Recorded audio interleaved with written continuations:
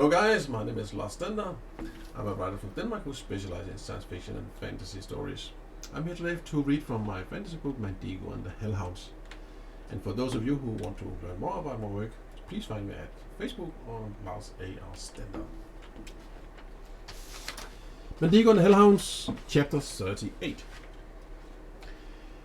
Madigo fled to the top of one of the old northeasterly towers as he struggled to hold back his tears of humiliation. None of the things that Montero or anyone else had subjected him to had hurt him more than the pain he experienced that evening.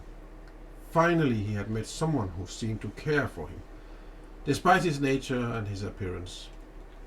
Finally, there had been someone whom he had dared to confide in, someone he had dared to love, someone who had given him hope for a brighter future.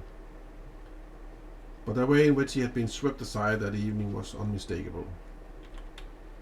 The expressions on Sasira's and Alamus' faces had said everything. None of them had ever dreamt that he had harbored such deep feelings for Shaimet. And even if they had known, they would never have believed that he would be impudent or courageous enough to show them on that of all nights.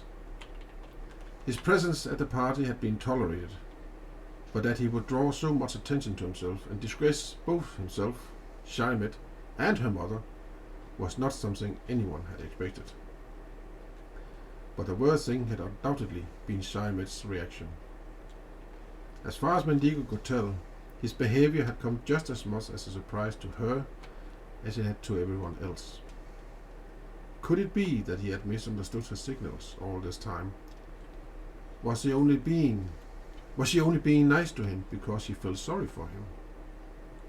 Madigo didn't know. He was confused and hurt in a way he had never been before. He felt most like jumping from the tower. His wounds were burning wildly, and that pain, plus the pain in his heart, were driving him crazy.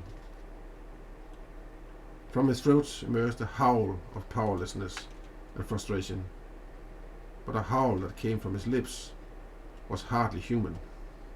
It sounded more like a wolf's sorrowful howling to the moon. And all around the fortress's walls, all the guards turned around in bewilderment, and nervously glanced at a solitary, screaming, hooded figure at the top of the old tower. They were all used to witnessing strange events at Bloodstone, but when they heard Madigo's howl, even most heart-bitten Blackheart felt a shiver through his spine. And that shiver only became greater when, after a short while, the howl was answered. It came from the mountain to the north.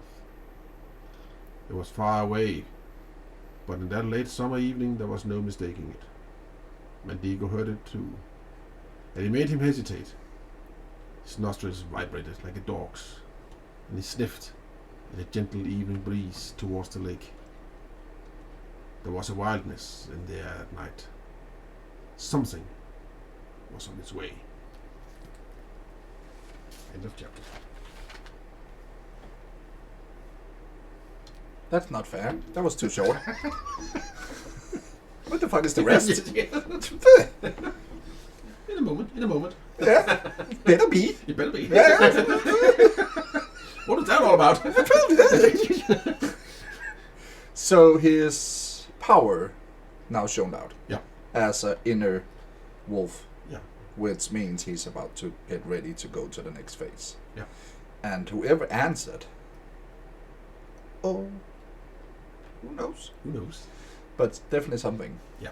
I can reveal that much. We have already met the person before. Ooh. Do. So. Yes. Ooh. That's something to think about. Oh yeah. We're gonna stop here. Do.